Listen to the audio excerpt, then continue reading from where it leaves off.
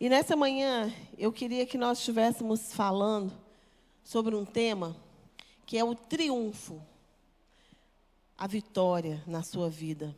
E nós vamos falar sobre a essência do triunfo na nossa vida. Deus sempre vai nos conduzir em triunfo, Ele sempre quer nos conduzir em triunfo. Foi por isso que Ele enviou o seu Filho. Porque senão ficava como estava, né, Vandilma?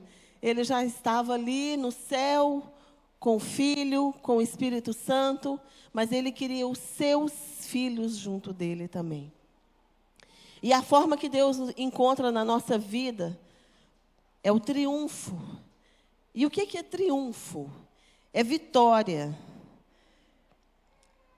A gente pode olhar aqui dentro do que traz o dicionário, que triunfo é vitória, honra, grande êxito, prazer, regozijo e júbilo. E todo triunfo, toda vitória, ela é acompanhada de uma recompensa. Quando você alcança a vitória, você tem uma recompensa, não tem, Charles? Se você lá no seu estuda para uma prova, e você precisa triunfar nessa prova, alcançar vitória, e você alcança a nota boa, a nota que você tirou é sua recompensa. E é assim na nossa vida, em todas as áreas. Tudo que nós fazemos, o Senhor sempre quer nos conduzir em triunfo. E é isso que eu quero que nessa manhã você abrace aí para a sua vida. O Senhor, Ana, sempre quer te conduzir em triunfo. Sempre quer te conduzir em triunfo. Ele sempre quer dar vitória na sua vida. Ele quer te dar uma recompensa pelo seu triunfo. Sabe por quê? O triunfo, ele exige esforço. Quando nós vamos alcançar a nossa vitória, nós fazemos um esforço. Então, o Senhor sempre traz no nosso esforço uma recompensa. Sempre gera no nosso esforço uma recompensa. Não é uma moeda de troca, porque Deus não faz isso. Como eu falei, Ele deu. Ele primeiro deu. Então, não é uma moeda de troca. Porque Deus primeiro deu o seu Filho. Primeiro, Ele ofertou tudo que Ele tinha de mais valor. Então, quando o Senhor te faz alcançar um triunfo, Ele te coloca um desafio à frente. Claro, na nossa vida é assim. Para você aprender a andar de bicicleta, você tem que cair aí muitas vezes. Quer ver? Quem aqui tem marcas de quando tentou andar de bicicleta? Quem tem aí? Ana, Ingrid. Ai, meu Deus. Ó, se eu for... não tenho marcas, mas eu tenho marcas aqui dentro. Meu irmão me falou, eu vou te ensinar a andar de bicicleta, mas tem que ser do meu jeito. Eu falei, tá, qual é o seu jeito? Minas, a gente tem morro, né? Subida e descida. E nós tínhamos perto da nossa casa uma rua que era um morro que descia, que fazia um U e que subia. Ele falou, o meu jeito é assim, se você tem que descer de um morro e chegar no outro. Assim, eu cheguei. No meio do morro, pum, caí. No meio do morro, pum, caí. Gente, eu machuquei muito. Eu não tenho cicatrizes, mas eu tenho lembranças assim. Eu sinto o cheiro do sangue, porque eu fiquei muito ralada. Mas eu alcancei. Sabe qual foi a minha recompensa por ter me esforçado? Hoje eu ando de bicicleta. Tem gente que não alcança isso, porque não se esforçou. Então, todo triunfo, ele tem uma recompensa. Mas toda recompensa, ela exige esforço. Ela exige que você se movimente para isso. E vocês querem ver aqui uma pessoa, que a gente vai falar sobre ele? Está em 1 Samuel 17, 26. Todo mundo conhece essa história. Desde pequenininho a gente conhece essa história. 1 Samuel 17, 26.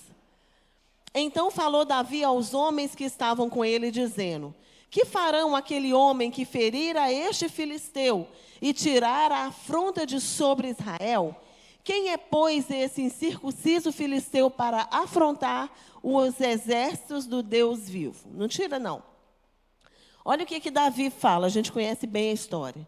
Davi e o gigante Golias. E olha o que Davi fala, porque ele estava com um desafio diante dele. Ele olhou para aquele gigante e viu aquele gigante falando ali contra o Deus vivo, falando contra Deus, e ele se irritou por dentro. Ele se incomodou com aquilo, ele falou, gente, ninguém vai fazer nada. E ele se colocou ali na posição de triunfante. Para ele alcançar triunfo, ele tinha que ter um desafio diante dele. Qual era o desafio de Davi? O gigante. E ele fala assim, o que farão àquele homem que ferir a este filisteu? O que Davi fez? Ele olhou para a vitória que ele alcançaria. Ele sabia que o que ele tinha diante dele era um desafio. Para que ele alcançasse esse triunfo, ele precisava olhar para a recompensa do triunfo. Vocês conseguem entender? Ele tinha um gigante diante dele. Ele tinha um grande desafio, que era Golias. Mas para que ele alcançasse triunfo, ele precisava se esforçar. E sabe o que ele fez? Ele olhou para a recompensa que ele teria. E muitas vezes na sua vida você precisa fazer isso. A recompensa não é errado. Buscar a recompensa por algo não é errado. Davi fez isso. Ele precisava se esforçar. Já que eu vou me esforçar, o que eu vou ganhar? O que eu vou me olhar? E é como se você se inspirasse. E Davi viu isso. Ele olhou lá, e volta lá o texto, por favor. E ele perguntou, o que farão aquele homem que ferir a este incircunciso filisteu? E lá no versículo 5, fala assim, vistes aquele homem que subiu? Pois subiu para afrontar a Israel. A quem o matar, o rei o cumulará de grandes riquezas e lhe dará por mulher a filha, e a casa de seu pai isentará de impostos de Israel. Gente, diante daquilo que Davi viu como recompensa, ele se motivou ainda mais a matar o Golias. Ele já estava incomodado, ele já ia matar Golias de qualquer maneira. Mas ele precisava se esforçar. E para isso, ele olhou para a recompensa. Então, na sua vida, quando você está diante de um desafio, olhe para a recompensa que você tem diante desse desafio. E isso vai te dar forças, e isso vai te motivar a alcançar. Isso não é moeda de troca, isso é uma estratégia de guerra. Porque se você olhar só para o seu desafio, você vai sucumbir diante dele. Se Davi olhasse para Golias e falasse, eu vou começar a analisar aqui o meu inimigo. Olha o tamanho que Golias era, gente. Se 500 mil, aproximadamente 500 mil homens, não era, amor, que estavam ali naquele campo de batalha? Aproximadamente 500 mil homens, nenhum tinha se levantado para matar Golias. Vocês acham que a coisa era fácil? Não era, não. Mas por quê? Aqueles homens não tinham a sabedoria que Davi alcançou naquele momento. Ele precisava triunfar, então ele precisava se inspirar em algo. Ele já tinha dentro dele a certeza que Deus daria a vitória. Mas ele falou, qual vai ser a minha recompensa também nisso tudo? A recompensa que ele receberia foi essa que o texto fala. Lá, volta lá ao versículo 25. A quem matar, o rei... 25. Isso. Lhe dará, o rei enriquecerá de grandes riquezas e lhe dará a sua filha, e fará livre a casa de seu pai de impostos. Olha só, ele ia ganhar riquezas, uma esposa, que não era qualquer esposa, era a filha do rei, e ele ainda traria sobre a sua família benefício. Seus pais não pagariam mais impostos. Diante de tudo que acontecia ali, gente, ele teria uma recompensa que qualquer um batalharia por ela. Então, vamos olhar com esses olhos. Desejar a recompensa não é errado. O errado é como nós queremos essa recompensa. O errado é como você foca o seu coração na recompensa. Davi, naquele momento, teve um foco da recompensa. Mas nós vamos entender à frente que esse foco dele foi o foco correto.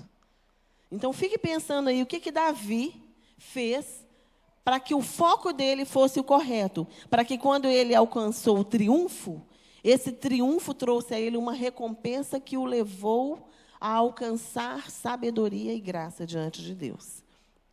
Então, vamos manter essa visão aí. O próprio Deus, ele te gera situações para você passar por motivação e ter recompensa. Deus, ele trabalha com motivação e recompensa. Olha lá em 2 Timóteo 2,6, essa situação de Deus trabalhar com a motivação e a recompensa.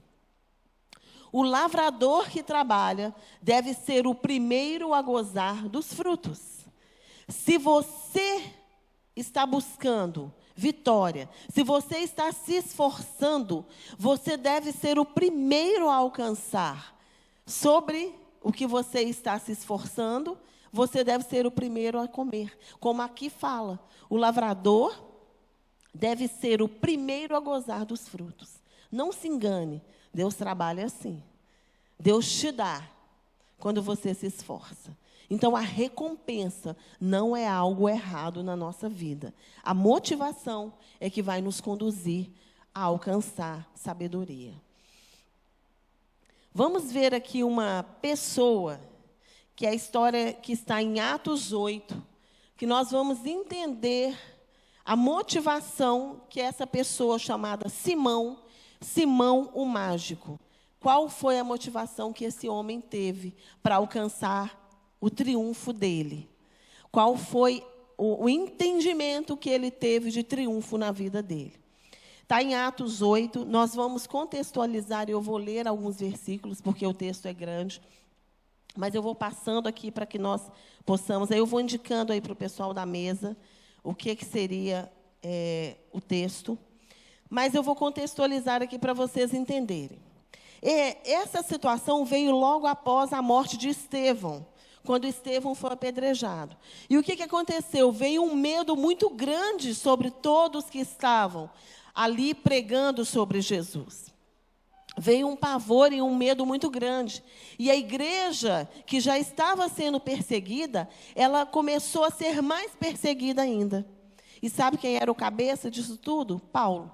Paulo, no caso ainda como Saulo, era o perseguidor da igreja nesse período. E eles perseguiam a igreja de uma forma para matar mesmo. Todos que estavam ali envolvidos com tudo que falava a respeito de Jesus eram mortos. Então, esse era o contexto daquela cidade chamada Samaria, que nós vamos ver quem é esse homem, naquele momento.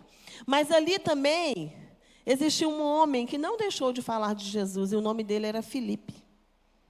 E Filipe continuou falando de Jesus, e continuou falando do que Jesus veio a fazer na terra, e como ele queria alcançar as pessoas. E Filipe falava, e existia ali um homem chamado Simão, que ele era o mágico da cidade. E Simão tinha um prestígio muito grande ali na cidade. Simão, ele era conhecido porque ele, através da mágica, alcançava triunfo. Através da mágica que ele fazia, ele alcançava sucesso. E as pessoas se voltavam para ele. Todo mundo se voltava para ele, porque conforme diz aqui o texto, vamos ver aqui, Atos 8, de 9 a 11.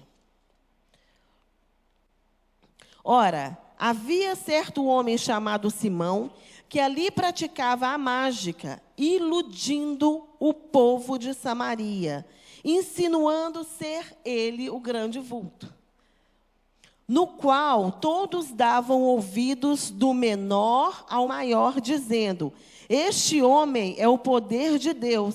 chamado o Grande Poder.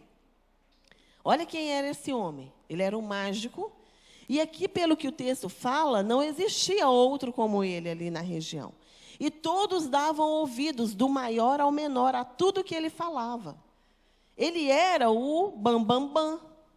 Ele era o top. Não tinha ninguém como ele ali.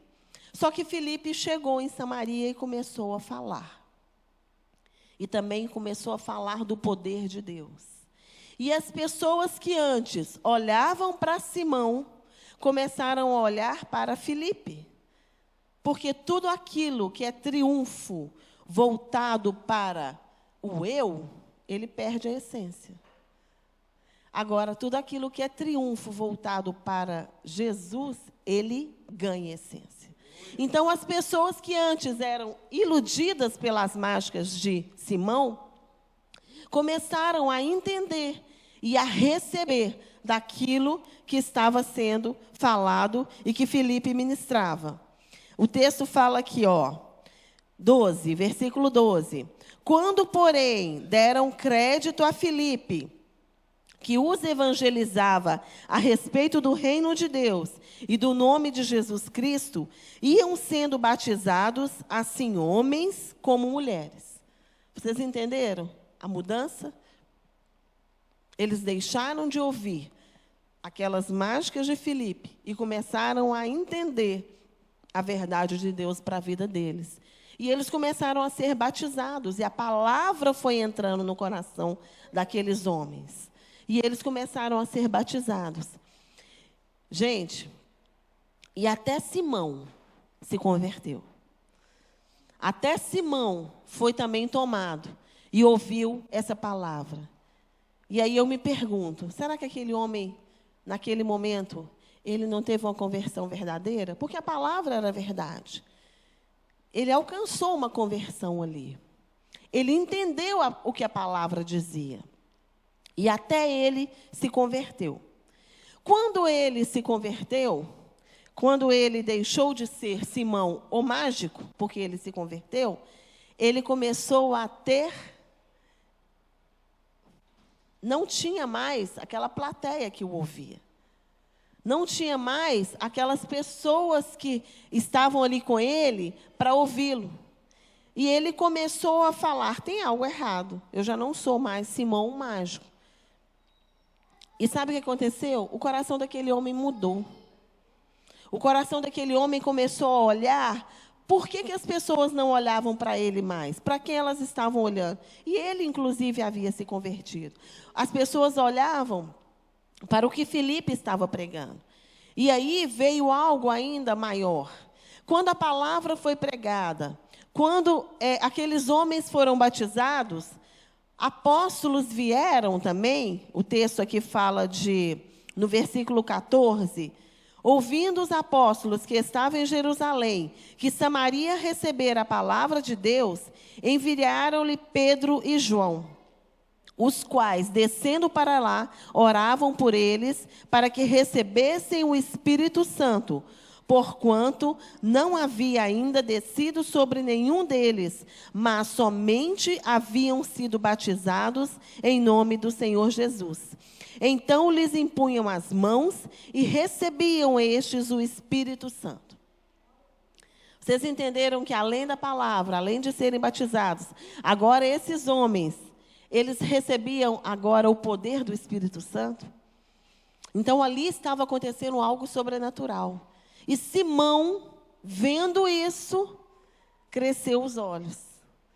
E Simão, vendo que ali ele poderia alcançar um triunfo pessoal, ele teria uma recompensa pessoal, ele propôs algo àqueles homens.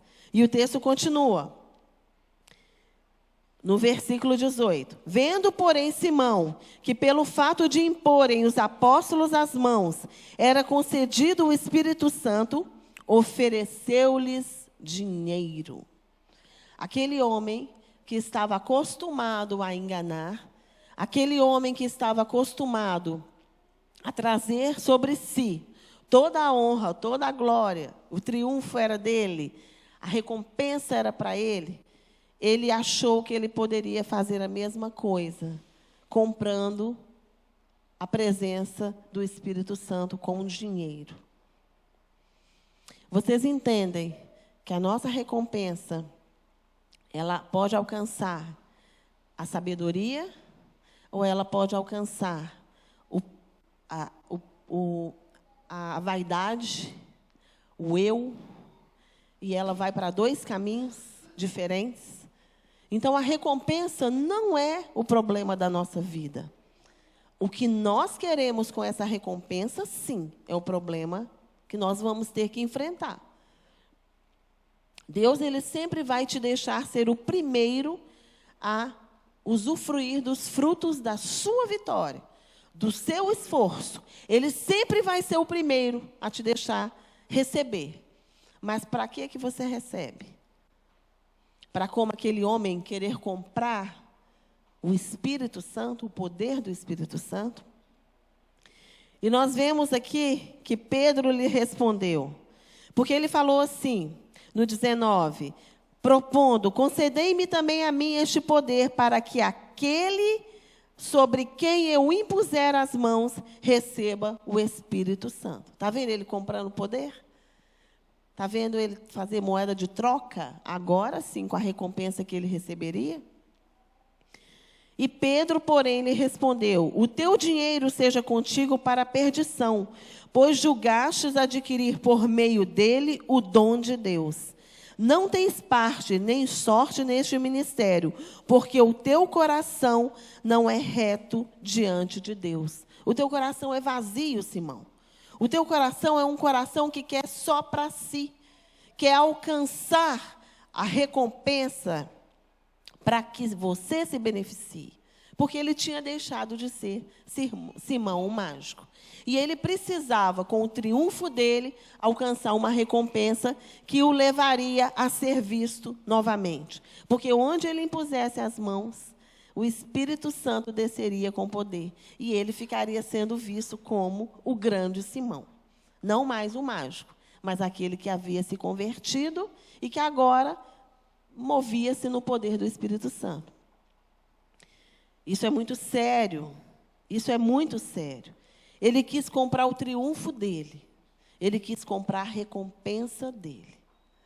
E nós vamos ver aqui, em Gênesis, que existem dois tipos de recompensa, dois tipos de sonho. Um sonho que vai te matar e um sonho que vai te fazer viver. Eu sei que essa palavra confronta. Eu sei que essa palavra traz sobre a nossa vida uma inquietação. Mas é para isso mesmo, sabe por quê? Deus quer que você sempre ande em triunfo. Deus, ele quer gerar na sua vida vitória em todo momento.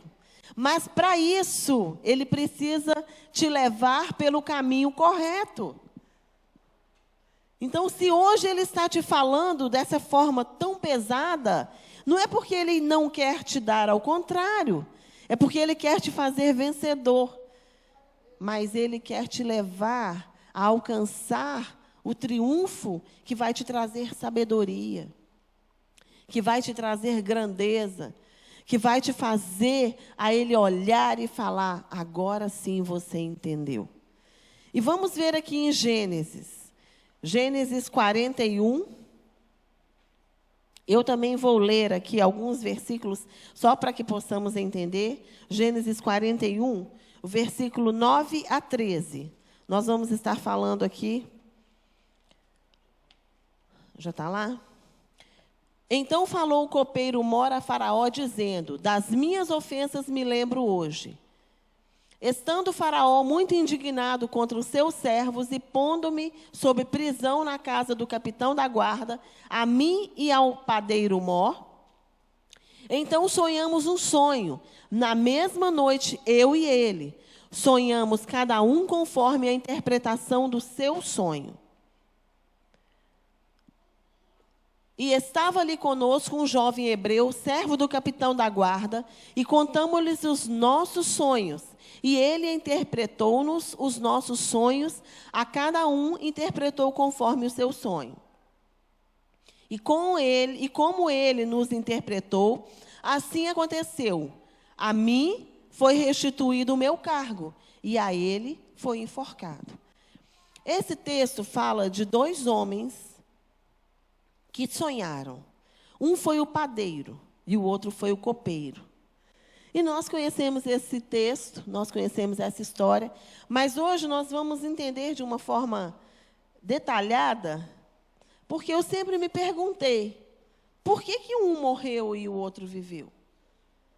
Por que que um sonhou e esse sonho fez com que ele fosse livre? E o outro sonhou e esse sonho fez com que ele fosse morto. Aparentemente o sonho não parece sem nexo? Quando você entende o sonho, fala assim, mas por quê? Será que Deus é assim? Que ele fala, esse vai, esse não vai. O 2 vai, o 3 não vai, não. Por isso que eu falei que toda recompensa, ela te gera sabedoria. Você precisa não só alcançar a recompensa, mas ter sabedoria para alcançar a recompensa certa. Para que essa recompensa gere na sua vida não só o triunfo, mas gere na sua vida a força, a fortaleza de Deus. Esses 2 homens sonharam.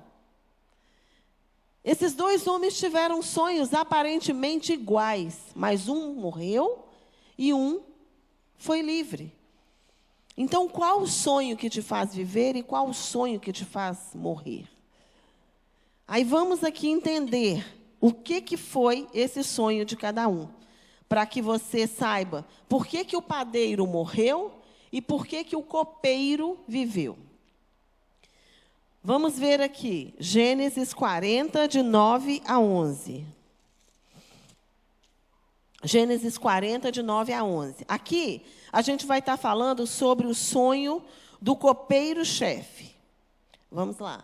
Então contou o copeiro Mor o seu sonho a José e disse-lhe, eis que meu sonho havia uma vide diante da minha face, e na vide 3 ramos, e brotando ela, a sua flor saía, e os seus cachos amadureciam em uvas. E o copo de Faraó estava na minha mão, e eu tomava as uvas, e as espremia no copo de Faraó, e dava o copo na mão de Faraó. Olhando este sonho, e comparando com o próximo sonho, Gênesis 40, 16 a 17, que agora vai ser o sonho do padeiro. Vendo então o padeiro Mor, que tinha interpretado bem, disse a José, eu também sonhei. Vocês estão percebendo aqui algo diferente? Algo que te lembra lá Simão, o mágico? Quando eu entendi isso, eu falei, isso parece com Simão, o mágico. Ele olhou, viu que o padeiro, que o copeiro tinha sonhado, e ele começou a falar exatamente como o copeiro. Eu também sonhei. Porque aqui fala, vendo então o padeiro Mor, que tinha interpretado bem, disse a José, porque José já tinha falado com o copeiro, que ele seria levado até Faraó, e que Faraó o colocaria de novo servindo lá. Ele não morreria. Faraó o daria liberdade. Então ele viu que José interpretou bem o sonho do copeiro, e ele disse, eu também tive um sonho. E eis que 3 cestos brancos estavam sobre a minha cabeça. E no cesto mais alto havia de todos os manjares de Faraó, obra de padeiro. E as aves o comiam do cesto de sobre a minha cabeça. Se você olhar, não tem aparentemente nada diferente. Eles sonhavam que eles estavam servindo a Faraó. Que eles estavam ali diante de Faraó, servindo a Faraó novamente. Mas lembra que eu falei que toda recompensa, ela pode gerar sabedoria que te leva ao céu, ou ela pode gerar sabedoria que te traz morte. Essa era a situação daquele homem. E quando nós vemos o sonho do copeiro, que eu vou voltar lá para vocês entenderem, nós vemos que é bem diferente do sonho do padeiro. Eu vou te mostrar isso.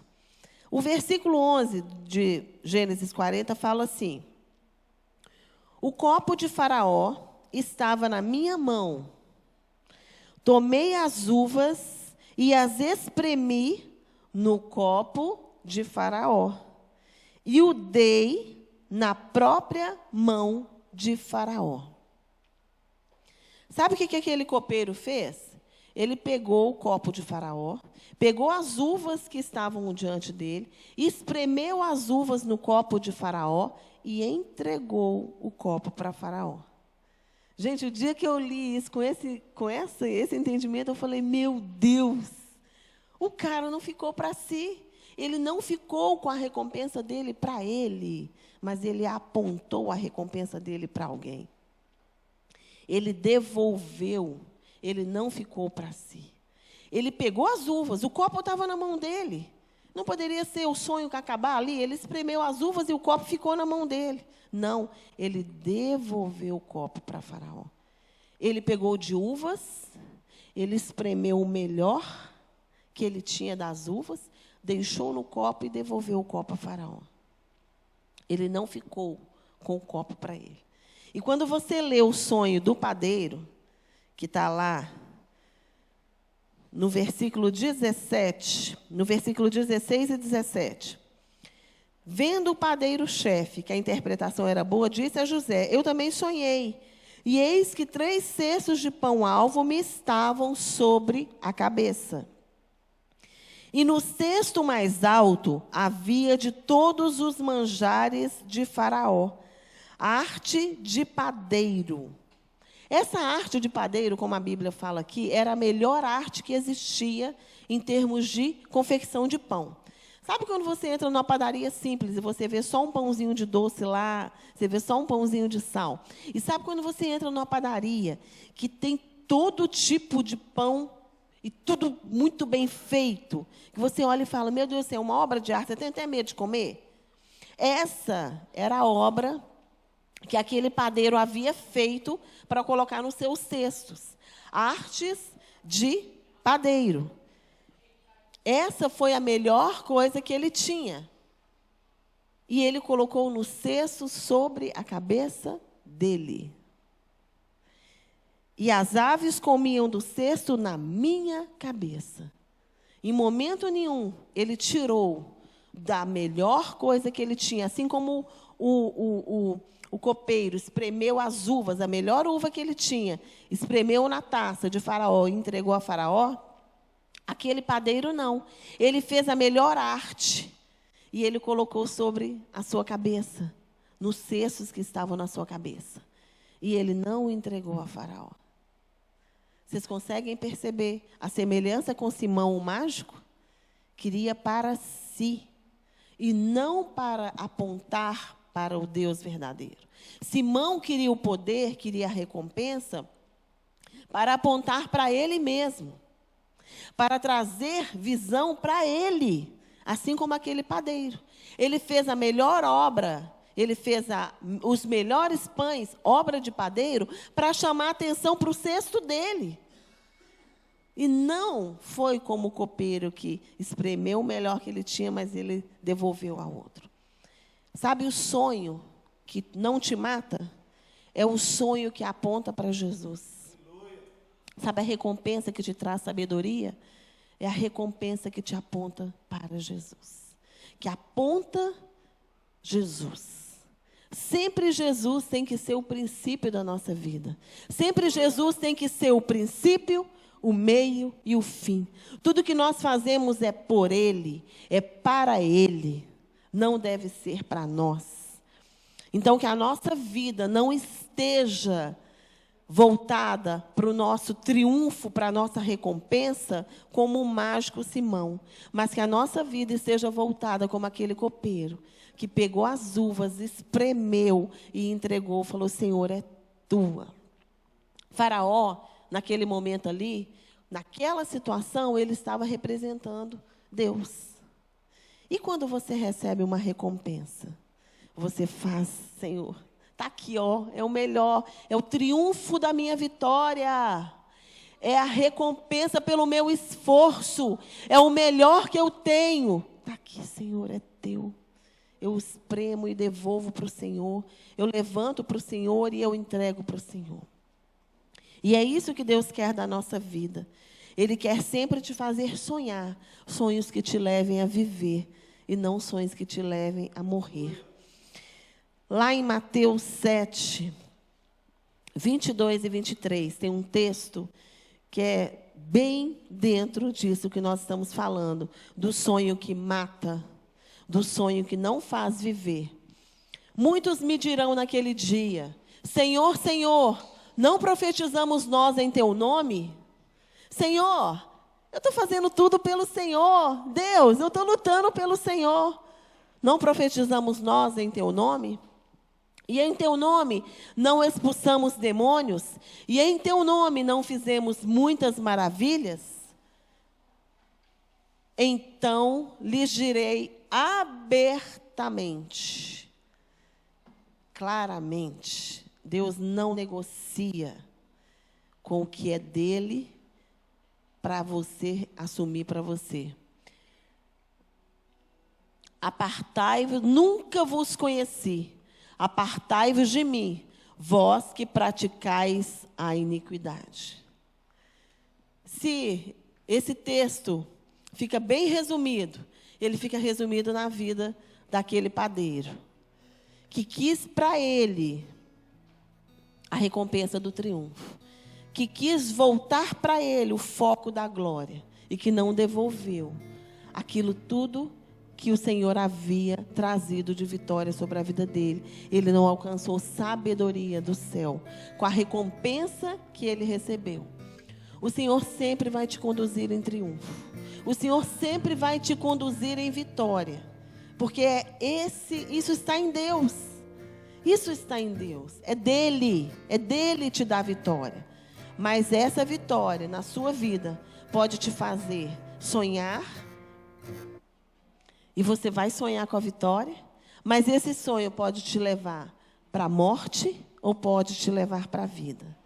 E o que Deus tem para a sua vida é o que está em 2 Coríntios 2,15. Só a primeira parte do versículo, por favor. 2 Coríntios 2,15. Porque nós somos para com Deus o bom perfume de Cristo. Quando você alcançar a vitória na sua vida, quando você alcançar triunfo na sua vida e tiver a sua recompensa, que a sua recompensa seja o bom perfume de Cristo. Que a sua recompensa seja o que é de melhor e você volte para Ele. Porque sendo assim, você sempre vai sonhar para a vida e não para a morte. E eu quero concluir lendo que a essência correta, lá em Mateus 22, 25, mostra que a essência correta, ela vai te fazer alcançar sabedoria. E você vai ouvir isso aqui do seu Senhor. Mateus 25, 21. 25, 21. Você vai ouvir isso aqui do seu Senhor. E o seu Senhor lhe disse: bem está, servo fiel e bom. Sobre o pouco fostes fiel, sobre o muito te colocarei. Entra no gozo do teu Senhor. Essa é a essência do seu triunfo. Essa deve ser a essência da sua vitória. A recompensa é quando você entrega para o Senhor o seu melhor. Quando você devolve ao Senhor tudo que é dele, porque nós só temos porque Ele nos deu. Você vai ouvir isso dele. Bem-estar, servo bom e fiel. Sobre o pouco foste fiel, sobre o muito te colocarei. Entra no gozo do teu Senhor. Que o Senhor, nesta manhã, possa gerar no seu coração essa palavra que traz um questionamento dentro de nós sobre tudo que nós temos feito, para quem é, tudo que nós temos realizado, para quem é e para o que é. Porque se você me falar que é para o Senhor E se ele receber, essa é a palavra que ele está te falando nessa manhã. Servo bom e fiel. Foste fiel no pouco, sobre o muito te colocarei. Eu quero ouvir isso do Senhor. E naquilo que eu preciso alcançar sabedoria do céu, eu vou me alinhar para ouvir do Senhor essa palavra todos os dias. Daniela, serva boa e fiel, você foi fiel no pouco hoje. Você hoje, no seu esforço, você alcançou o triunfo. E a sua recompensa é: entra no gozo do teu Senhor. Todos os dias, renova sobre a sua vida. Renova sobre a sua vida a minha fortaleza, a minha força. E tenha em mim a essência verdadeira do seu triunfo. Essa é a palavra que eu queria compartilhar com vocês essa manhã. E que ela seja bem viva na sua vida. E que ela seja a sua busca todos os dias. Em nome de Jesus.